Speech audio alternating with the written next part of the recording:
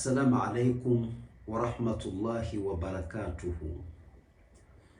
Ndugu watazamaji watukufu katika chaneli yetu hii pendwa ya Turiyu TV, walillahi alhamdu. Katika siku hii ya leo insha Allah, hebu twende tukasome kisa cha siri ya hasbi Allah katika kuvunja dhulma zote zidi ya ulimwengu. Ikiwa wewe unadhulumiwa, unafanyiwa hujuma, unafanyiwa mabaya, unafanyiwa kila aina ya yasiyokuwa mazuri kwa dhulma, basi wala usipate tabu. Rejea kwa Allah jalla fi'ala na usimame katika kuitumia hasbi Allah. Hasbi Allah ndiyo kinga yako zidi ya wanaokufanyia dhulma katika maisha yako. Kudhulumiwa sio lazima udhulumiwe pesa tu. Unaweza ukadhulumiwa hata kule kuonewa, mtu tu akakusingizia kitu ambacho sio cha kweli, hiyo pia ni dhulma. Kwa hiyo mtu tu akaja akakupiga, pengine we hauna nguvu, akakuonea, akakupiga, akakufanyia ubaya, hiyo pia ni dhulma. Dhulma imegawanyika katika mafungu mengi sana ndugu zangu. Kwa hiyo ndugu zangu, leo tunakwenda kuisoma hasbi Allah, namna gani inavyoweza kufanya kazi kwa mtu ambaye amefanyiwa dhulma. Kisa hichi ni kisa ambacho kilitumia hasbi Allah katika dhulma na kikaweza kuonesha matokeo makubwa kabisa na matokeo bora ambayo yalisababisha kutengeneza mazingira mazuri dhidi ya yule ambaye aliyedhulumiwa. Basi moja kwa moja, hebu twende tukakianze kisa cha kijana ambaye aliyeshinda uonevu bila kupigana, kwa sababu tu alifanyiwa dhulma naye akaitumia hasbi Allah. Hiyo ndiyo ikawa mwokozi wake. Tunasema kwamba dhulima Khalidun fi amalihi watuhima biha lam yaf'al. Khalidi alidhulumiwa kazini kwake na akasingiziwa jambo ambalo hajalifanya. Tazama dhulma ilivyokuwa mbaya, yaani mtu kamdhulumu mtu kwa kumsingizia kitu ambacho yeye hakukifanya. Hiyo pia tunaita ni dhulma. Wewe kwenda kumsingizia mwenzako kitu ambacho hajakifanya, hiyo ni dhulma, ni kumdhulumu haki yake. Basi baada ya hapo, fanqalaba an-nasu alayhi wa kada yufqidu wadhifatahu. Watu wakamgeuka Khalidi na akakaribia kupoteza kazi yake, kwa sababu ikawa kila mtu anamuona mbaya, mpaka ikafikia hatua sasa anakaribia kufukuzwa kazi. Lakini kwa hali kama hiyo, kana qalbuhu yahtariq walakinahu lam yurid an yarudda sharra bisharri. Vile vile moyo wake uliumia sana huyu Khalid, lakini hakutaka kulipa ubaya kwa ubaya. Yeye alinyamaza, hakutaka kujibizana kwa mabaya, wala hakutaka kuonesha kwamba yeye anataka kulipa shari kwa shari. Hivyo ndivyo alivyofanya Khalid, kwa hekima kubwa kabisa na malezi yaliyokuwa bora aliyoyapata, malezi yake ya Kiislamu. Kwa staili kama hiyo, fatadhakkara qawla Allahi ta'ala fi surat Al-Imran. Khalidi akakumbuka kauli ya Mwenyezi Mungu Subhanahu wa Ta'ala katika surat Al-Imran aya nambari 173. Mwenyezi Mungu anasema katika aya hii, hasbunallah wa ni'mal wakil. Hasbunallah wa ni'mal wakil. Aya hii ndiyo akaikumbuka Khalid. Baada ya kuikumbuka Khalid aya hii, basi ni kwamba faswara Khalidun yukarriruha laylan wa naharan biqalbin muqin. Khalidi akaanza kuirudia usiku na mchana kwa yakini kamili kabisa, akawa anaisoma aya hii usiku na mchana. Ipi hiyo? Anaisoma hii aya inayosema hasbiyallahu wa ni'mal wakil, hasbiyallahu wa ni'mal wakil.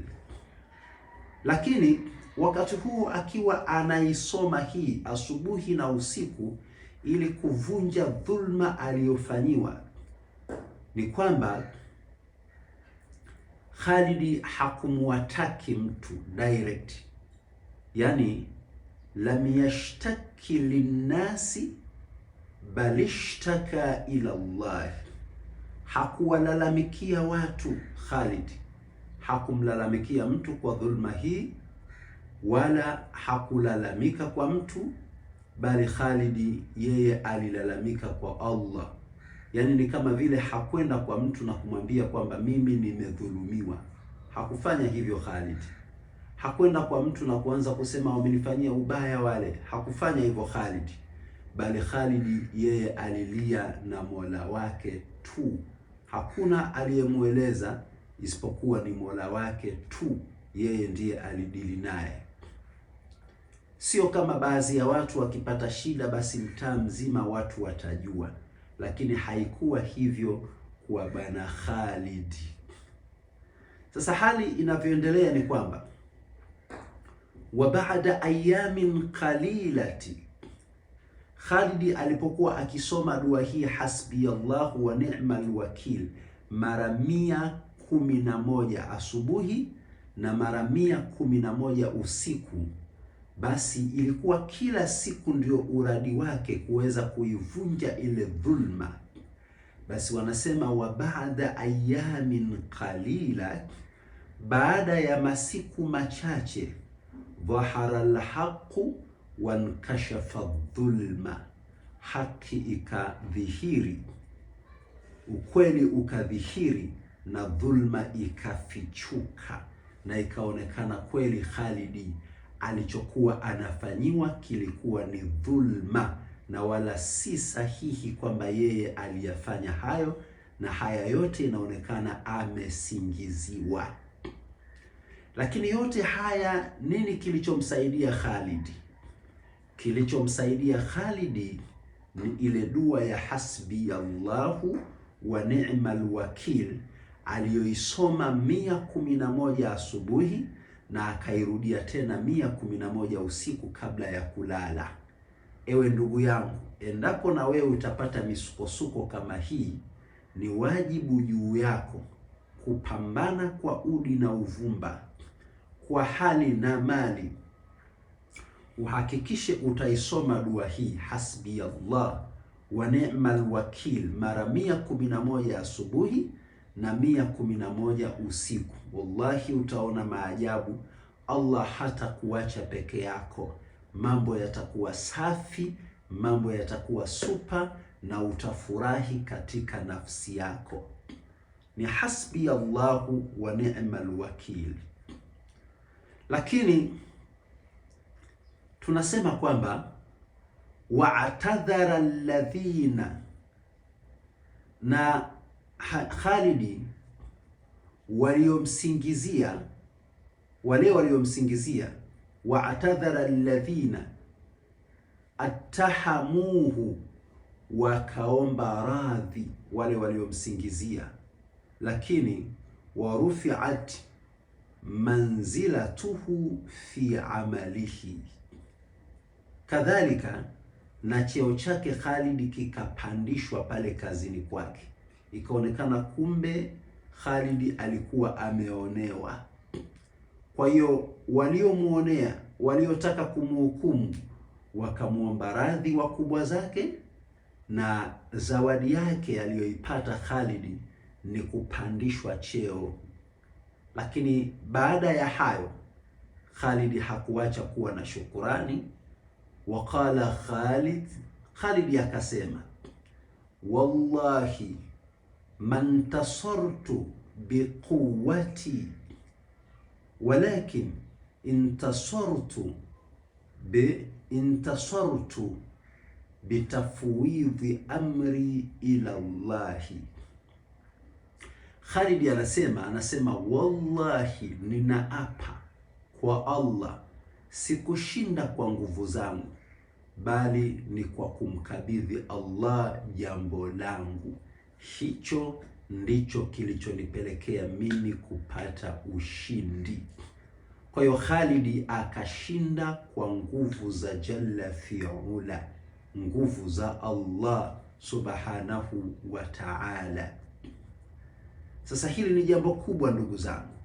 Naomba kila mmoja katika sisi ahakikishe hadhulumiwi kizembe, ila atamlilia Mungu. Sio uende mahakamani, sio uende serikali za mitaa, sio uende kwa chifu ndugu zetu wa kule Kenya. Achana na mambo haya. Au ndugu zetu wa kule Zanzibar, uende kwa sheha, sijui sheha wa shehia yenu. Haina haja. Pambana katika kurejea kwa Mola wako. Tumia hasbi Allahu wa ni'mal wakil. Lakini siri kubwa ya aya hii ndugu zangu, siri kubwa ya aya hii ni kinga dhidi ya dhulma. Hii inakukinga dhidi ya dhulma. Hii ni silaha ya kimya ya watu wa imani, watu wenye imani thabiti. Hii ni silaha yao mujarabu sana. Inafungua milango ya heshima pamoja na ushindi, lakini pia humfundisha mtu kumtegemea Allah. Mtu akiitumia hii inakuwa ni moja ya mafunzo ya kumtegemea Allah Jalla fi'ula. Ndugu zangu, tuwe makini na tuitumie sana hii hasbi Allahu wa ni'mal wakil. Mwisho kabisa, naomba nitoe tangazo.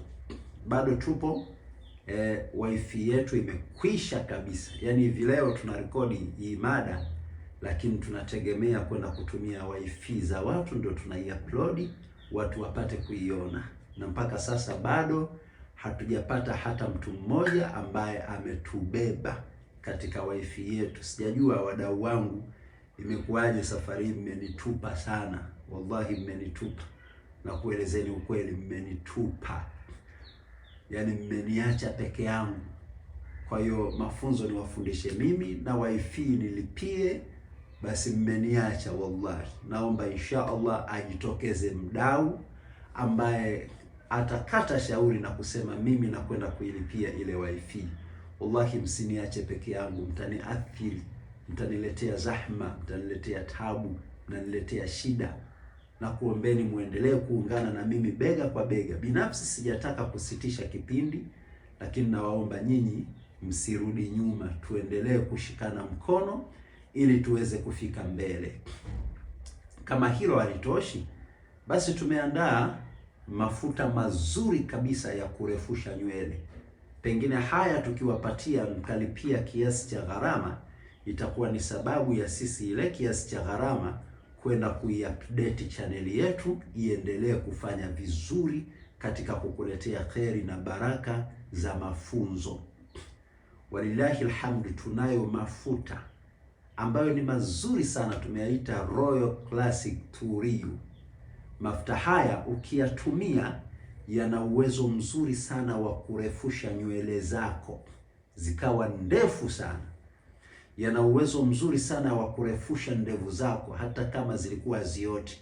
Kwa wale muhibbu lihya, wanakupenda ndevu. Maana kuna mtu mwingine apendi ndevu nyingi, kuna mwingine anapenda ziwe nyingi. Kila mtu na staili yake.